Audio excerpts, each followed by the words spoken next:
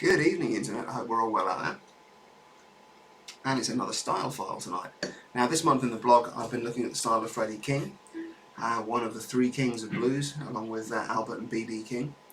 And I want to just walk through a couple of the concepts and licks that I mentioned in the blog, because sometimes it's easier to show than tell.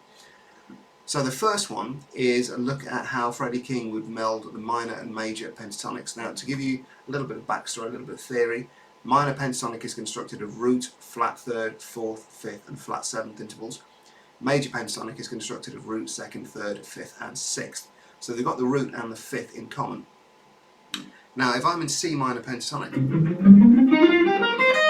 and I take this little box here on the B and the E strings, 8, 11, 8, 11, that gives me the fifth on the 8th fret, the flat 7 on the 11th fret, the root on the 8th fret, and the flat third on the 11th fret.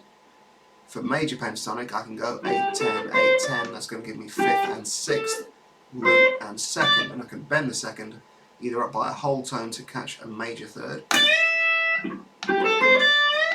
or by a semitone to catch a minor third. So this is a typical example of how Freddie King would blend major and minor pentatonics. So what I'm doing here is picking the 8th fret G, which is the minor third, hammering down to the 9th fret G, which is the major third, then up the 8th fret B and E strings. So they're my common notes, my fifth and my root. And now I'm going to bend the 11th fret on the high E string just up by a quarter tone. That's going to take my minor third in between minor and major, and then back down the 8th fret E, 8th fret B. And now I'm going to hit the 10th fret on the high E string, and I'm going to bend that up by a whole tone, taking my second up to the major third, and then bring it back and pull off to the 8th fret. Then to the flat 7, the 11th fret on the B string, back to the root, and now 6th, which is the 10th fret on the B string. I'm going to bend that up a semitone to flat 7 and finish on the 5th.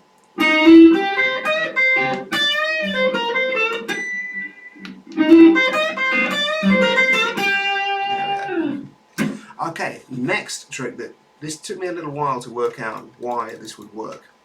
But essentially a lot of Freddie King's licks were based around the 5th of the chord. So he would often begin in this second box of the minor pentatonic. You can think of this as being based around like a D minor arpeggio shape. Here's the D minor chord. If I move it up 2 frets, it becomes an E minor chord as long as I stay off the open strings. If I move it up an octave, it becomes up here. And I can create a little pentatonic box around that. 15, 17, 15, 17 on the B and high E strings. And Freddie King would often play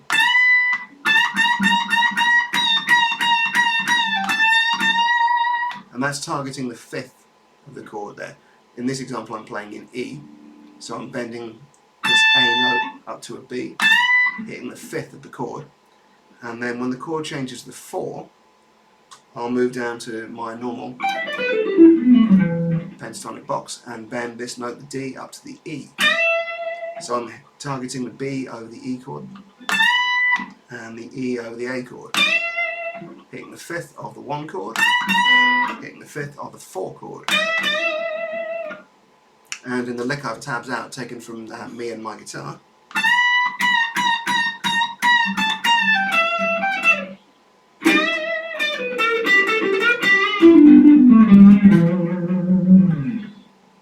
And you can actually kind of hear, listening back to that, you can hear it imply the 1 to 4 progression there. So that's a really neat little trick. And it's a nice example of contra motion. The chord goes up, but the lead playing moves down, in terms of registers at least.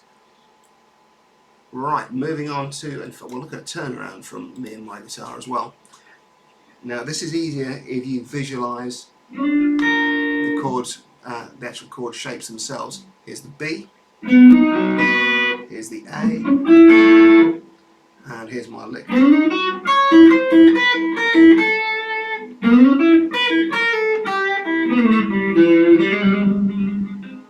So over the B, I'm sliding in 8th fret on the G, 7th fret on the high E, and now I'm doing a little chromatic pull-off walk down. 9, 8, 7, 6, 5. And these notes here are all pulled off to the open E string. And then I basically duplicate the idea 2 frets down over the A.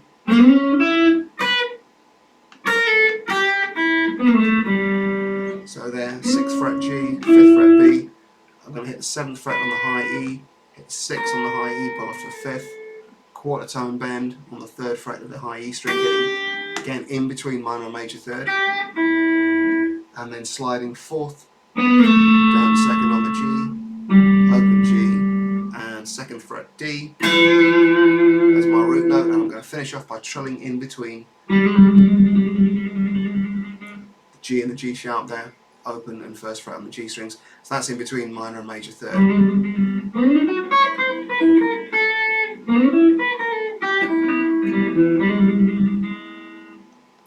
And let's finish off then. Oh, not quite finish off, no.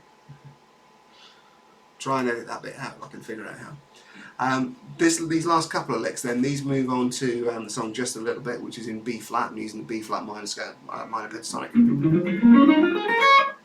And here we can see a little bit of Freddie King's fingerstyle technique working his way into producing wider intervals.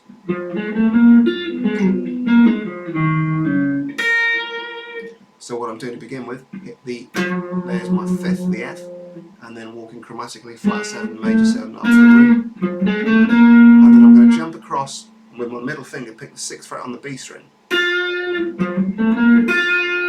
Then I'm going to slide back from 6th to 3rd on the D.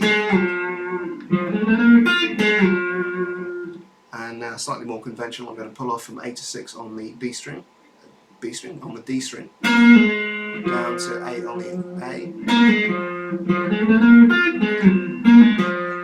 and now pull off again 8 to 6 on the A, slide down to the 4th fret on the A, that's my minor 3rd, and you would expect something like that to finish. In fact, he goes the other way, picks his root note, 6th fret on the high E string.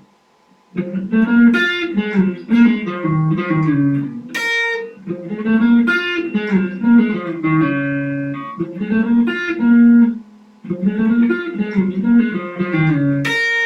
we go.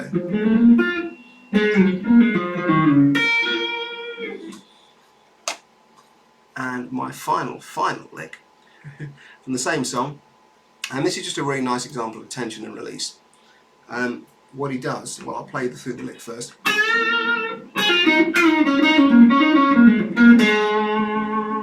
And what I'm doing there is starting off with a whole note, whole tone bend on the 9th fret of the B string. This is bending from the flat 7 up to the root. So that's giving me my tension, and then I release that with a flurry of pentatonics. Starting off with a little, and little notes there, so 3 magic notes. 9 pulled off to 6 on the B, and then down to the 8th fret G. And then that's a pre-bend on the 8th fret G, down to the 6th fret. And then 8 pulled off to 6 on the G, down to 8 on the D, 6 hammer to 8, and then 6 on the G. And then I'm down to the D string, 8 pulled off to 6, 8 on the A, and we're going to finish off by playing the 8th to 6th on the D string. Now the 8th is actually my root note, the B flat, the 6th is my A flat, and that's the flat 7. And that's, finishing on the flat 7 is a really nice quirky bluesy sound that you can get. And it kind of leads you somewhere where a lot of the time the root just says, aha, ta-da, we're done. Whereas a flat 7 leaves you hanging, goes, what's going to happen next? Right, well I hope you enjoyed that, and I hope that's of use. I may try and edit out the mistakes. I may just let it go warts and all, hashtag no filters and all of that. In any case, please do like and subscribe if you've enjoyed it. Smash that like, smash that subscribe, and yeah, all that. And click the little bell thing that'll let you know when I'm uploading some more stuff. And yeah, hopefully see you all soon. Alright, take care, internet. Bye bye.